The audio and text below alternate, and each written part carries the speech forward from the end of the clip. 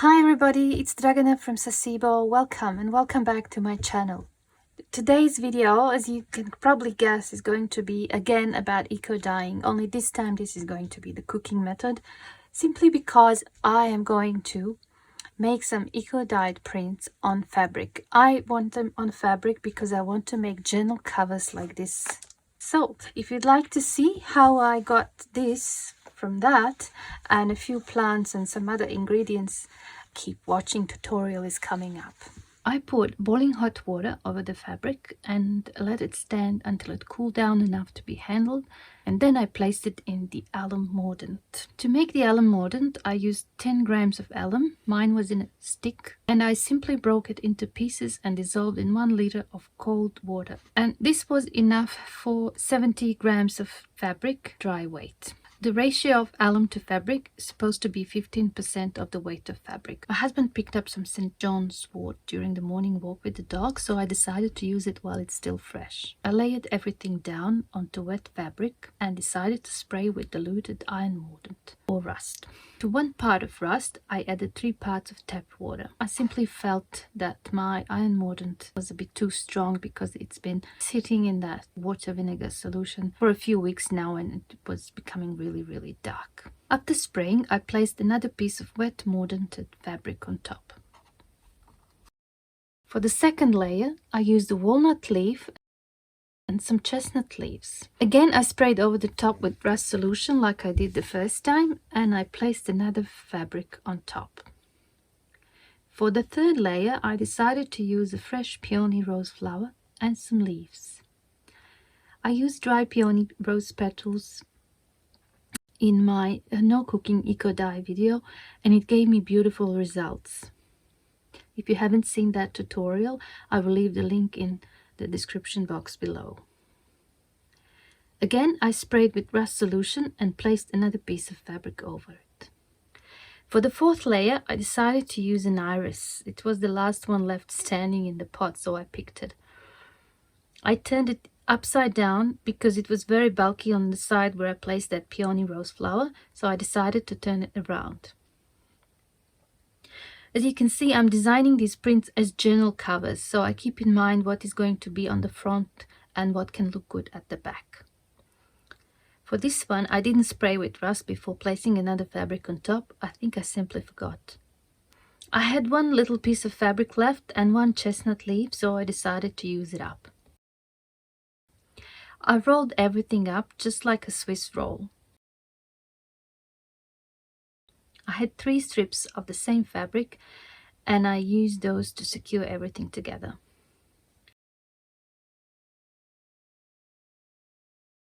I trimmed down the leaves and stalks that were poking out of the roll.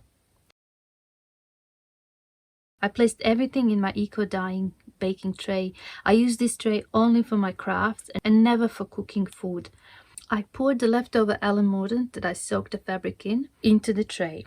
I will also place a few rocks over the top to hold everything down once I put it in the oven. I also decided to pour all of the leftover rust into the tray, and then I took it to my oven and baked it on moderate heat, which is about 180 degrees Celsius, for about 1.5 hours. As you can see, I actually put this in another tin because I was afraid that if I add too much water to that mixture so that this is covered, I might just dilute, the dye and the mordant. So I found this old tin that I wasn't using. It was all rusty anyway, so I decided this is going to be the tin for my eco dyeing fabric, and I just grabbed some rocks from the garden to put it down. It stayed in the oven for about 1.5 hours on medium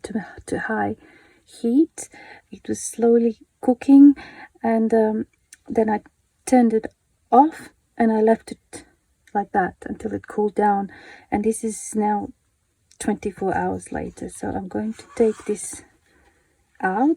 As you can see, it seems like we got a lot of green, so I'm really curious to see what this looks like.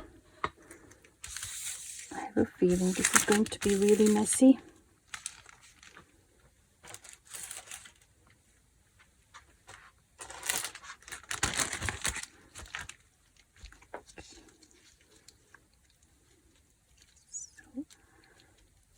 I'm very excited about this green color.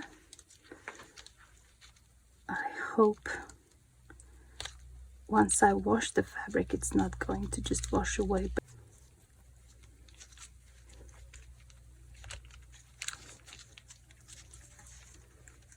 So exciting. Oh, it looks lighter on the bottom and darker on the top. And why is that? I have no idea.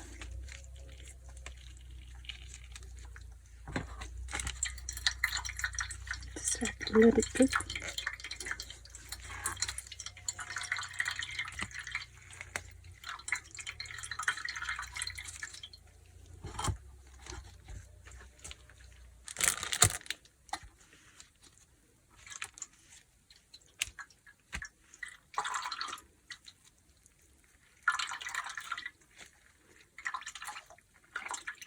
Thinking perhaps I could save some of this liquid. It seems to be like greenish color. Perhaps I can spray some papers with it and get that really nice green color that I was trying to achieve and I just never did. So I'm going to keep it. I'll just put it into a container of some sort. I'll just do it later. I'll just put it aside. Okay, now the moment of truth.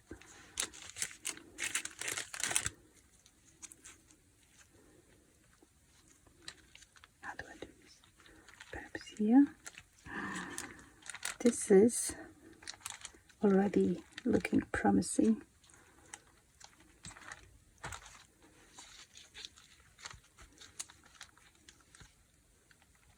Here's that little square piece.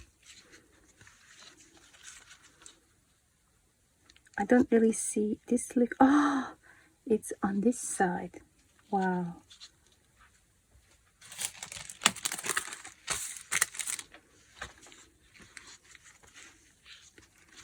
Some very nice things. It would be interesting to see once this is washed what the color is going to be. But this here, this sleeve has a really nice imprint. Hope you can see that. That was the chestnut. Okay.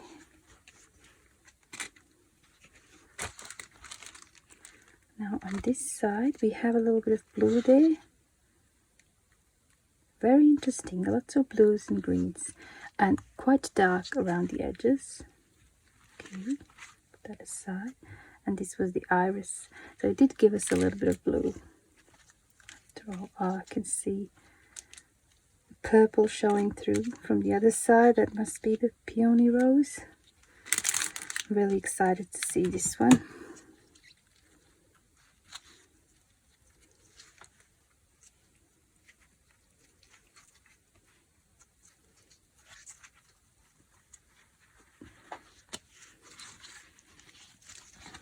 Okay, not much on this side, but just have the color. And I can't really tell if there's any leaves apart from that one. Perhaps here, but you know, I'll probably be able to see more once they're washed and dried. And right, okay, let's see if these left anything. Not really, but the flower did leave us like a dark purple. When I used dried peony rose flowers, the same plant as here, I got really nice purple, but I didn't use any mordant on the papers, and it was a dry method, not the cooking method. I suppose the cooking also destroys some of the pigments.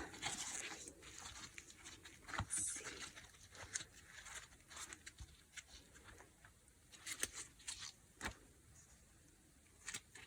It's really wrinkled, but it gave us purple here and a few spots.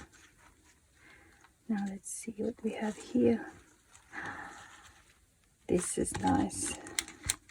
So again, chestnut tree leaves left a really good imprint. And this is walnut. Let's see if it did leave some, but chestnut left a better imprint. And this was St. John's wort, I think.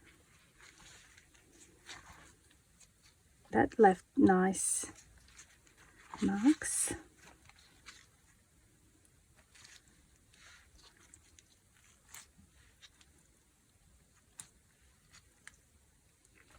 I guess where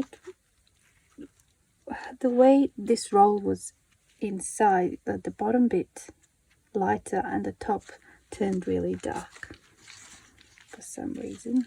See this way, but that looks very nice. I'm very happy with that. So I'll just quickly wash this and hang to dry, and then once it's dry I will iron it, and then we can see the final result.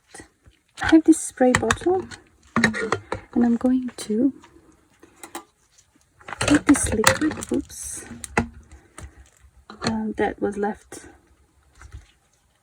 and I'm going to keep it because I want to try spraying some papers with it, because it's a really beautiful green color, and I've been trying to get that green color for a while, and this one's just perfect. Okay, so it already has alum, it has iron, and it has dye from the plants I used in the fabric dyeing process, so it might give me a very nice green color.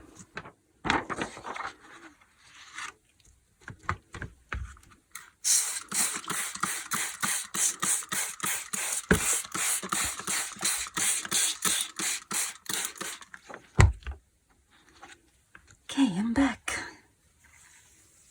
I washed everything in warm soapy water and let it dry, and then I ironed these.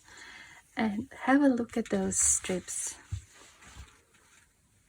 It's just so gorgeous. I love these. I'm going to make journal closures with them, I think. I just love them so much. So there's a lot of browns and yellows and green colors, like mustard or olive green. I really like those. And now the prints. This is the small one. Small piece. It's really lovely. I could probably use it on a journal cover, or as a background. Maybe I could even stamp on it, something like that. And I really like it. Now the big ones. So we have 5 of them. This is my absolute favorite. Have a look at that. I think out of all the plants that I used, chestnut leaves left the best imprint. I just love this one. That would make an awesome journal cover. Have that on the back and maybe this at the front, and add something here. I think I love it. But also look at this side. Now I can't decide which is better. St. John's wort just gave me really interesting design here as well, unless I use 1/2 this side, this portion for one journal cover, and then use that for this. I don't know, I'll have to think about it. It's actually hard to decide if you like both sides. Okay, let's have a look at this one. Oh, I love this one. This again, chestnut leaf left the best imprint, really brown, but the rest of the colors is like, I love the dark around the edges and lots of like green here. So I guess alum really made those green pigments stand out. This side is also all right, but I just love this. Have this on the front of the journal would be awesome. Okay, let's have a look at these ones. I think, which way is it? This is very interesting. Lots of marbling, but not much definition, but also still very nice fabric for a journal cover, because I made those specifically to turn them into journal covers. And I've got some purple here and some leaves, but over here there's also a bit of chestnut leaf showing, I think, but they're still very nice. Lots of happening there. Okay,